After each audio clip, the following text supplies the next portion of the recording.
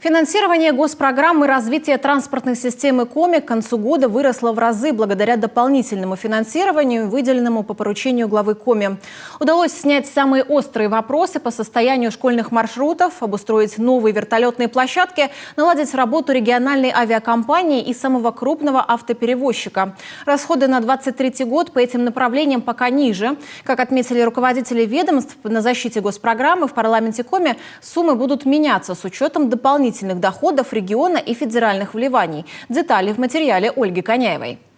Бюджет дорожного фонда в этом году более 8 миллиардов. Сумма беспрецедентная. Отремонтировали 73 километра региональных дорог и 11 в столице Коми. На дополнительные средства привели в порядок самые опасные участки школьных маршрутов. Это еще 90 километров. Увеличены субсидии на содержание муниципальных дорог, обустройство зимников и 55 ледовых переправ. В течение текущего года по поручению главы Республики Коми Владимира Викторовича Уйба сумма финансовой поддержки на обустройство и содержание зимних автодорог была увеличена на 117,5 миллионов рублей, что позволило в Сосногорском районе обустроить зимнюю автодорогу, это станция Пожня-Керки, и начать работу в Усть-Цилинском районе по обустройству зимней автодороги река Сосья, село Окунев-Нос. Финансирование на следующие годы пока ниже. Министерство ведет переговоры с Росавтодором, а также предприятиями, чьи тяжеловесы пользуются нашими дорогами. В 2023 году планируют передать в федеральную собственность трассу, ведущую в Пермскую область. Дорога Сыктывкар-Нарьян-Мар пока остается региональной. Впереди строительство еще 25 километров и проектирование моста через реку Печора в районе села Усть-Уса. Расходы на разработку документации в бюджете предусмотрены. Чем раньше у нас будет проектно-сметная документация, тем раньше мы сможем, ближе подвинуть сроки реализации.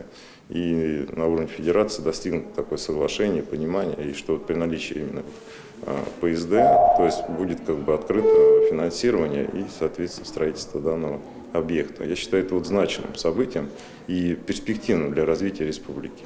Освоение средств на содержание и ремонт дорог высокое, отмечает контрольно-счетная палата Коми. Однако на 9 объектах работы затянулись. Это в том числе мосты через Вычегду на трассе Сыктывкар-Ухта и через реку Лыжа в Усинском районе. Кроме того, с 2019 года регион не может принять в аренду систему весогабаритного контроля.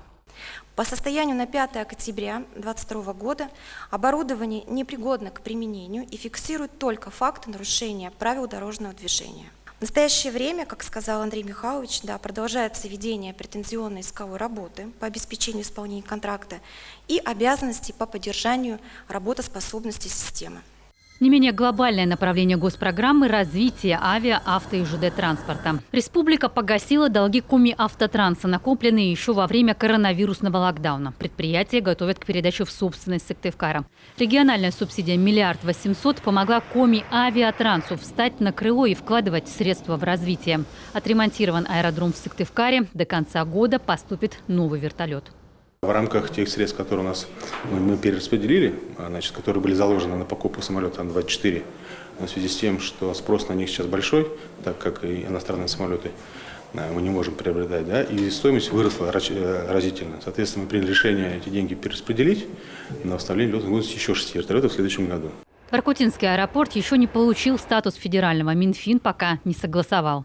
С нашей стороны все было сделано вовремя. Это, напомню, также было поручение президента по итогам Госсовета по развитию транспорта, на котором глава Республики Коми Владимир Викторович обратился к президенту, получили поддержку, но ожидаем решения уже Минфина. В этом году регион субсидирует рейсы из Сыктывкара в Архангельск, Казань и Екатеринбург. Налаживает транспортную доступность внутри республики. Закуплено судно на воздушной подушке Нерпа в Вуктыл. Светосигнальное оборудование для 6 муниципалитетов. Обустроены 2 вертолетные площадки в селах Усть-Илыч и Еремеево Троицко-Печорского района. Ольга Коняева, Олег Юшков, телеканал Юрган.